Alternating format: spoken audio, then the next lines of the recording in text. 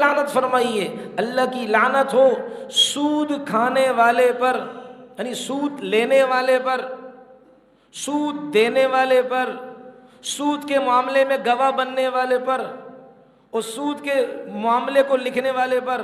بعض لوگ جاتے ہیں نا بینکوں کے اندر، یہ وہاں کی اکاؤنٹنگ وغیرہ کرتے ہیں، اگر اس کو معلوم ہے کہ اس میں سود کا کھاتا بھی اور وہ پھر بھی لکھ رہا ہے، یہ بھی اس وعید میں شامل ہے۔ لیکن اگر وہ اسے نہیں معلوم، وہ اس وعید میں شامل نہیں ہے۔ بینک کا صرف سود کا نہیں، اور بھی معاملات ہوتے ہیں۔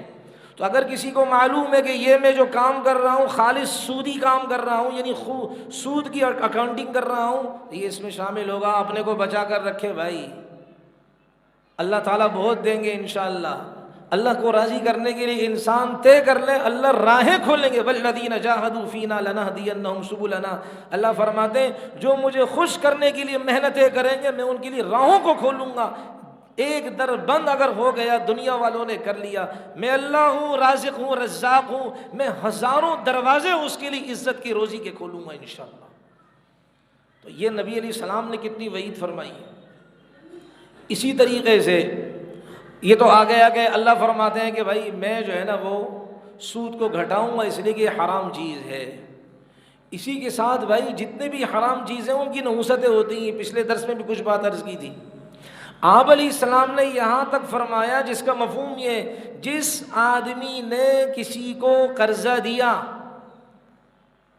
اور قرضہ لینے والا اگر اس آدمی کو اس کا کوئی اکرام کرے تو شبے کی وجہ سے یہ اس کا اکرام قبول نہ کرے، اگر کیا تو یہ بھی سود میں شامل ہے۔ کیونکہ قرضہ لینے والا اس لیے اس کا اکرام کر رہا ہے تاکہ یار اس کی زبان بند ہو، یہ مجھ سے مطالبہ نہ کرے۔ ہاں حدیث میں آگے الفاظ ہیں، نبی علیہ السلام نے فرمائے اس قرضہ لینے دینے سے پہلے اگر ان کا آپس میں ہدیوں کا تبادلہ تھا پھر کیا ہے، اس میں تہمت نہیں ہے۔ اس لیے کہ یہ تو قرضہ لینے دینے سے پہلے ہی کیا ان کا آپس میں ہدیے کا تبادلہ تھا، کھانا پینا چائے پانی چلتی تھی، ایک دوسرے کو کھلاتے پلاتے تھے، اب یہ سود میں شامل نہیں ہوگا۔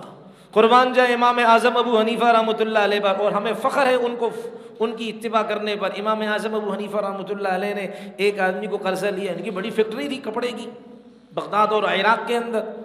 امام اعظم ابو حنیفہ رحمۃ اللہ علیہ اس آدمی سے قرضہ لینے گئے، لیکن اس کے گھر کی جو دیوار تھی اور اس کے گھر کی دیوار کا سایہ زمین پر پڑ رہا تھا، امام صاحب رحمۃ اللہ علیہ اس سائے سے ہٹ کر دھوپ میں کھڑے ہوئے۔ تو کسی نے امام صاحب رحمۃ اللہ علیہ سے عرض کیا کہ امام اعظم آپ اس دیوار کے سائے میں آ جائیں، دھوپ میں آپ کھڑے ہیں۔ یعنی آج اگر ہمارے جیسا ہو تو کیا سادہ آدمی ہے، کوئی نہیں ہے، یہ نہیں سوچتے کہ اگلی بات تو سنیں۔ امام صاحب نے فرمایا نہیں کھڑا ہو سکتا۔ کیوں؟ اس آدمی نے مجھ سے قرضہ لیا ہے، اس لیے اس کے گھر کی کسی چیز سے نفع حاصل کروں گا تو سود میں شامل ہوگا۔ ہمارے یہاں کوئی بچہ ہے یہاں، اس کے والد کہا جی فلاں آدمی نے ان کو قرضہ دیا تھا، فشری میں جاتے ہیں، وہ کم بخت دور سے اپنے جاسوسوں کو اس نے رکھا ہوا ہے کہ بھائی یہ مال آئے تو فوراً پہنچ جاتے، چلو بھائی تجھے میں نے قرضہ دیا، یہ سارا مال مجھے دینا، میں بیچوں گا۔ اور وہ مال بھی مارکیٹ ریٹ پر نہیں لیتا، اس سے کم پر لیتا ہے۔ وہ بیچارہ پابند ہے کیونکہ قرضہ میں نے اس سے لیا ہے، اور یہ اب اس قرضے کی بنیاد پر میرے اس کا ناجائز فائدہ اٹھا رہا ہے۔ تو امام صاحب رحمۃ اللہ علیہ سایہ نہیں حاصل، اس سے فائدہ حاصل نہیں کر رہے کہ میں نے اس کو قرضہ دیا، ایسا نہ ہو میں اس کے گھر کی کسی چیز سے فائدہ اٹھاؤں، یہ بھی شبے میں آ جائے گا۔ یہ میرے اکابر تھے، اس لیے کہتے ہیں اکابر کی تاریخ پڑھنی چاہیے، بزرگوں کے واقعات پڑھنے چاہیے۔ میں ایک بات سے بات نکل رہی ہے، حضرت مولانا حکیم الامت مولانا اشرف علی صاحب تھانوی رحمۃ اللہ علیہ، ان کے بارے میں آتا ہے کہ وہ کسی کے پاس گئے ہوئے تھے تو ان کے مریدین نے ان کو کچھ گنے وغیرہ دیے کہ حضرت یہ لے جائیں، اب ایک ہمارے علاقے کی سوغات ہے، گھر لے جائیں، وہ اپنے احباب کو دے دیجیے گا۔ حضرت نے فرمایا ٹھیک ہے۔ اب ان کے مرید جو ہے نا وہ اسٹیشن تک چھوڑنے آئے، تو امام صاحب یہ حضرت تھانوی رحمۃ اللہ علیہ انہوں نے سوچا کہ بھائی یہ تو گنے ہیں تو اس کو تلوا لوں، جتنا گورنمنٹ نے وہ اجازت دی ہے وزن کا، اگر اس سے یہ اوپر ہے تو میں اس کے پیسے دے دوں۔ تو وہ کھڑے ہو گئے، اتنے میں ان کے جاننے والا وہیں کام کر رہا تھا اسٹیشن میں، کوئی کلی وغیرہ تھا، ٹی ٹی وغیرہ، اس نے حضرت تھانوی کو دیکھا رحمۃ اللہ علیہ کو کہ حضرت آپ یہاں خیریت؟ کہاں اس طرح میں آیا تھا، انہوں نے مجھے یہ گنے دیے ہدیے کے طور پر، میں لے کر جاؤں تو اس کو وزن کرنا ہے، تاکہ اگر وزن جو گورنمنٹ کی طرف سے اجازت ہے اس سے اوپر اگر وزن بنتا ہے تو میں اس کا ٹکٹ کٹواؤں۔ تو اس نے کہا حضرت آپ بے فکر ہو جائیں، آپ کیا کر رہے ہیں، میں اس ٹرین میں ہی ٹی ٹی وغیرہ ہوں تو میں ہی سامان وغیرہ چیک کرتا ہوں، آپ بے فکر رہیں، آپ سے کوئی نہیں پوچھے گا۔ حضرت نے فرمایا یہ ٹرین آگے جو ہے نا، وہ اسٹیشن جو ہے نا، اس سے آگے میں نے دوسری ٹرین پکڑنی ہے، تو چلو وہاں تک تو آپ ہو، اس سے آگے جو ایک اسٹیشن آئے گا اس اسٹیشن پر میں اتروں گا، دوسری ٹرین پکڑوں گا، اس کے لیے وزن کا کون بندوبست کرے گا، اس کے پیسے کون نہیں لے گا؟ تو اس نے کہا جی اس سے اگلی جو ٹرین ہے تو اس میں بھی میرا جاننے والا، میں اس کے ساتھ لنک پیدا کر دوں گا، جوڑ دوں گا تعلق، اور اس کو میں کہہ دوں گا ہمارے حضرت جا رہے ہیں، ان سے وزن کے پیسے نہیں لینا۔ تو حضرت نے فرمایا کہ میں تو اس سے بھی آگے جاؤں گا۔ اس نے کہا حضرت تھانہ بھون آ جائے گا آپ کا علاقہ، اس سے آگے کون سا اسٹیشن آپ نے جانا ہے، آپ نے تو اپنے علاقے میں جانا ہے۔ حضرت نے فرمایا مجھے اس سے بھی آگے جانا ہے۔ تو اس سے آگے کون ہے؟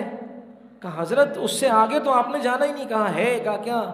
موت کا اسٹیشن، قبر کا اسٹیشن، برزخ اور اسی طرح روز محشر کا اسٹیشن، اس کے لیے کوئی بندہ ہے؟ کہا جی نہیں، اس کے لیے تو نہیں۔ تو حضرت نے فرمایا گورنمنٹ نے جتنا ہمیں اجازت دی ہے، یہ تمہاری اپنی ذاتی ٹرین نہیں ہے، یہ سرکار کی ہے، یہ سب کی مشترکہ ہے، لہذا آپ اس کے مالک تھوڑی، اگر آپ اس ٹرین کے مالک ہوتے تو آپ کی اجازت سے میں بیٹھ جاتا، لیکن آپ تو یہاں کے ملازم ہیں، آپ کو یہ اختیار ہی نہیں ہے کہ آپ میرے لیے وزن کی چھوٹ دے دیں، اس لیے میں یہ کام نہیں کروں گا۔ ہمارے تبلیغ والے حضرات، خود میں نے اپنی آنکھوں سے دیکھا ہے کہ کبھی کبھی یہ رائمنڈ اسٹیشن پر آتے ہیں، ان کو لاہور جانا ہوتا ہے، اتنا ٹائم بھی نہیں ہوتا ہے کہ یہ لاہور کا ٹکٹ لے لیں، یہ ٹرین میں چڑھ جاتے ہیں۔ اب یہ کیا کرتے ہیں، مجبوری ہوتی، اب یہ کیا کرتے ہیں، لاہور اسٹیشن اترتے ہیں، وہاں اب تو ان کی کوئی جلدی نہیں ہے، وہاں جاتے ہیں ٹکٹ والے کے پاس اور ان سے کہتے ہیں کہ بھائی وہ رائمنڈ تک کے لیے جو ٹکٹ ہے وہ ہمیں دے دیں۔ ظاہر بات ہے رائمنڈ سے لاہور یا لاہور سے رائمنڈ ٹکٹ ایک، پیسے ایک ہی جیسے، تو وہ ان کو یہ ان کو دے دیتے ہیں پیسے، یہ ٹکٹ لے کر پھاڑ دیتے ہیں، تاکہ وہ جو ہم آئے ہیں وہ پیسہ کیا ہے، سرکار کے کھاتے میں جائے یا قومی خزانے میں جائے، یا ہمارے ذاتی نہیں ہے۔ اتنا احتیاط کرتے ہیں۔ میں یہاں تک بتاؤں، حضرت تھانوی رحمۃ اللہ علیہ، خلافت کتنی بڑی چیز ہوتی ہے۔ ایک مرید کو ایک پیر صاحب اگر کہیں کہ تم آئندہ سے میرے خلیفہ، میرے نائب ہو، یعنی تم لوگوں کو بیعت کر سکتے ہو، تم لوگوں کو وہ اصلاح کی وہ ساری ترتیبات بتا سکتے ہو، میری طرف سے تمہیں اجازت ہے۔ تھانوی رحمۃ اللہ علیہ نے ایک شخص کو خلافت دی تھی، اور خلافت جب ان کو دی، وہ ایک دفعہ آئے اپنے بچوں کے ساتھ حضرت تھانوی رحمۃ اللہ علیہ سے ملنے کے لیے۔ حضرت مولانا اشرف بھائی تھانوی رحمۃ اللہ علیہ نے ان کے بچے کو دیکھا، فرمایا اس کی عمر کتنی ہے؟ تو انہوں نے عرض کیا کہ حضرت عمر تو اس کی ویسے 13 سال ہے، لیکن لگتا 12 سال کا ہے، اس لیے اسٹیشن میں نے اس کی جو ٹکٹ لی تھی وہ آدھی لی تھی، کیونکہ لگتا یہ 12 کا ہے، حقیقت میں اوریجنل عمر اس کی کتنی؟ 13 سال۔ تو تھانوی رحمۃ اللہ نے فرمایا کہ دیکھیں گورنمنٹ کی طرف سے یہ کہ جو 12 سال یا اس سے کم ہے ان کا ٹکٹ آدھا ہے، وہ 12 سے اوپر کے جو ہیں ان کا ٹکٹ کیا ہوگا؟ پورا ہوگا۔ آپ نے خیانت کی ہے، وہ پیسے آپ نے بچائے، اپنے پیسوں میں شامل کیے، آپ کا سارا مال حرام ہو گیا ہے، لہذا اعلان کرتا ہوں تم میرے خلیفہ نہیں، میں نے تم سے اپنے سے تمہیں الگ کر دیا۔ ہم کہتے ہیں خیر ہے، کوئی بات نہیں، رکھو، اسی کی وجہ سے اللہ نیک بنائیں گے۔ یہ غلاظت نکالیں اپنے دماغ سے۔